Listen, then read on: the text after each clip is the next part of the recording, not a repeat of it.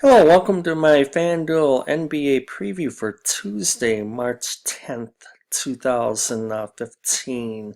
Opening with a little programming note. I've been doing this for about a week and a half now, and there are other sites out, similar sites out there on social media, on YouTube, and I like the Screen-O-Matic product, and I'm looking at making enhancements and some investments because I'd like to go far beyond doing fantasy DFS previews.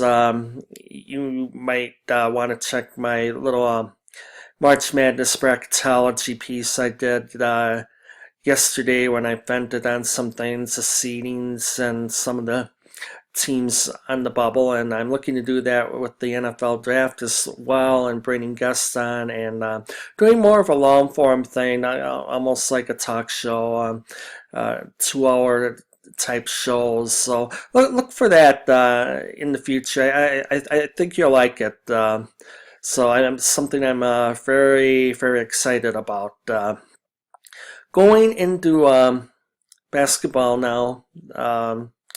I have hit a rut lately. It's the decisions are bad. The luck's even been worse. And I dabbled in a late night game, and others the full night and even a late night, and I couldn't find luck anywhere. Starting, this killed me immediately. I even debated. I mentioned it yesterday. Eric Gordon in the same game. Gordon and Giannis, and Gordon was Gordon.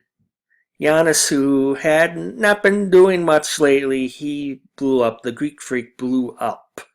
A typically high-scoring game for the Bucks. So 51. I think it's the first time Giannis has treaded into the 50-plus waters. And I like what the Bucks did with the Michael Carter-Williams trade. I hear a lot of national people bashing it in the short term since the All-Star break. It's kind of broke up the chemistry a bit, but I like that the organization is looking beyond 2014, 2015. If they make the playoffs, that's nice. You know, but it's no secret. Nobody was talking the Milwaukee Bucks as even after the incredible turnaround this year as any sort of contender going deep into the playoffs. So that's just an opinion. They also are working, and it looks like they're going to actually hammer down the new arena, which I did not think was. They built the baseball stadium 15 years ago, and they had to separate heaven and earth to get that one. The one state legislature changed his vote. He got recalled, removed out of office for it. A lot of people don't like putting tax dollars for new stadiums or arenas. It's the politics of it. But I'm ranting here. Other things that occurred last night. Stephen Curry, finally a decent game for his. His standards are high. 54-7. Conley, good night for him. Finally. Austin Rivers, Dad's giving him some run. Me and Doc Rivers go way back. I remember when he was playing at Marquette. Made a crazy near half-court shot to beat Notre Dame one year. The place went absolutely nuts. Anthony Davis, career high, tied a career high, 43 points, 66. He stepped it up. Some exciting stuff going on, and kind of the other one. I thought maybe I would at least do something with the late, there were 3 games, so I took 3 each from the Nuggets-Knicks game, and then the Phoenix game, and the Clippers game, and Brandon Knight told badly sprained his ankle. Sounds like a monther. So I was done there as well. Blowout Blues with the Knicks. Close game. Next thing I know, it's 15 at the half. Next thing I know, it's about 30 after three quarters. End the night for everyone. Gallinari. Here's another thing. I saw him get that first foul. The second foul's coming. Like seconds later. I hate that once your guy picks up two quick fouls in about no time flat. So that was last night, and it was, for my part, awful. So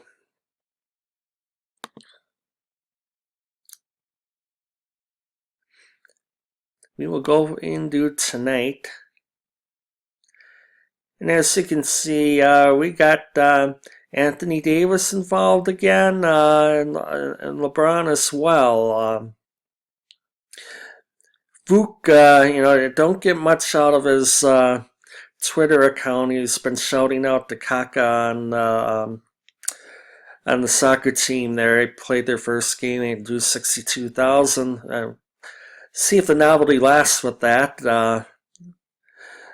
But we have not a bad schedule for a Tuesday. The Magic they played a lot of games lately.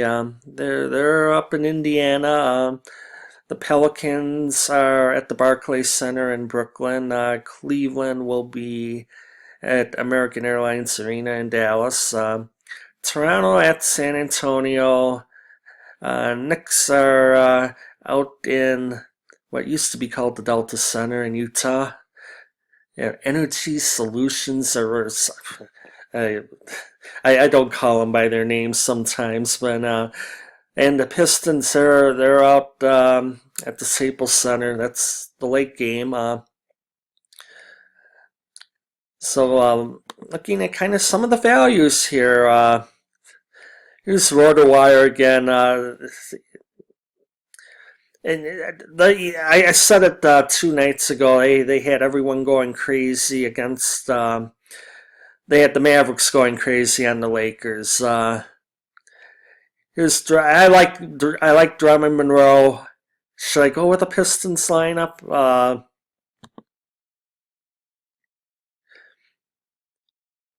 So there isn't a whole lot of other options on the centers. Gobert could do nice against the Knicks, so we'll go Pistons theme. I'm literally doing this rolling out of bed. And subject to change. Yeah, check back for updates. Check me out on Twitter. I'll put a couple annotations, developments of some breaking injury news during the day. And we'll hit Drummond here. We'll see. I haven't gone the Drummond Monroe route in a while. We'll see how that works if I choose to go that way.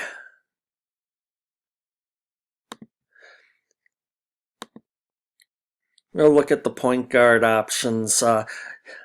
Here's the thing. Do I go with a third Detroit? Reggie had a nice.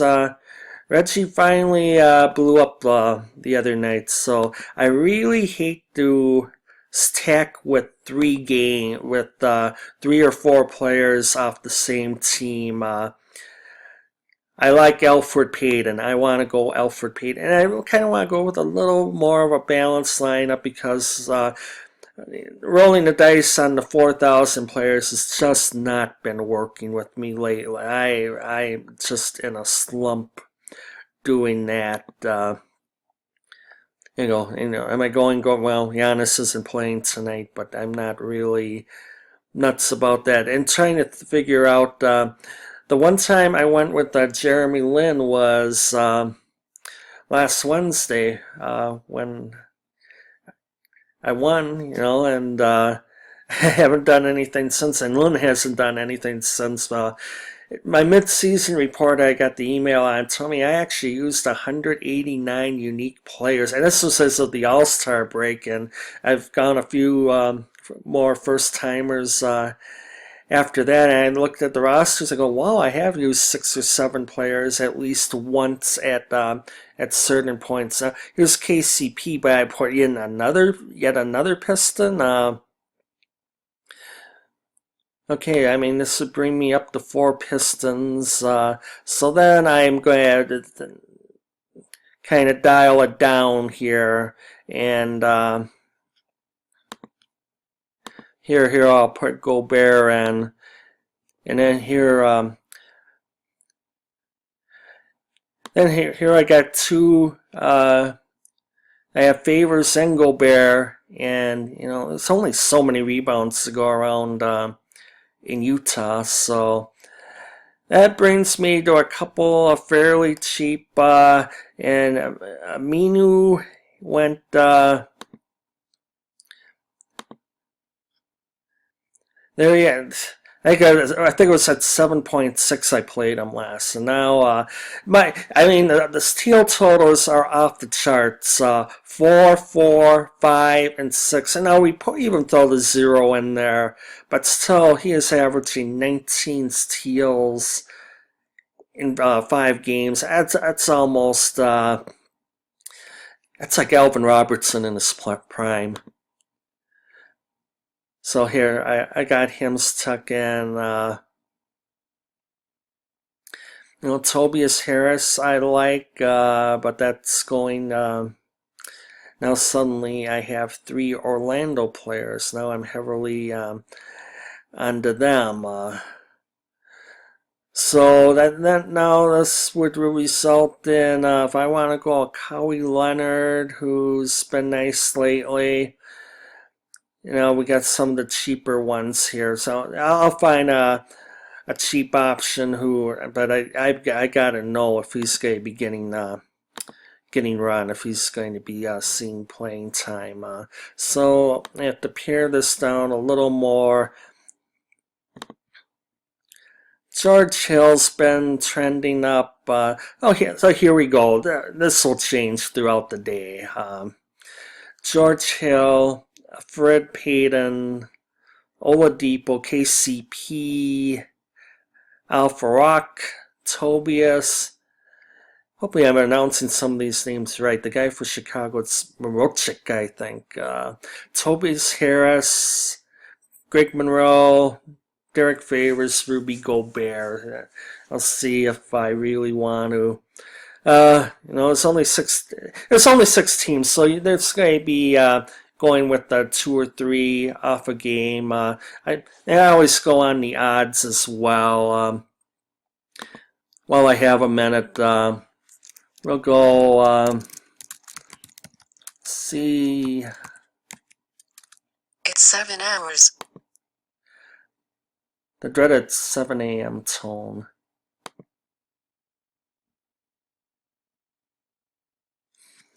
We'll look at some over-unders here. Of course, they're not giving me... Okay, the New Orleans Brooklyn's at 191 and projected to be a close game.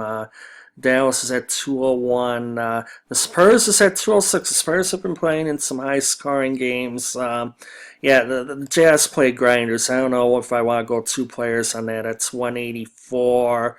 And Detroit Lakers, that's 199. They have that being a close game. But and it looks like one game they don't even have number on it. That's typical. I love Yahoo. But anyways, that's what I have for today.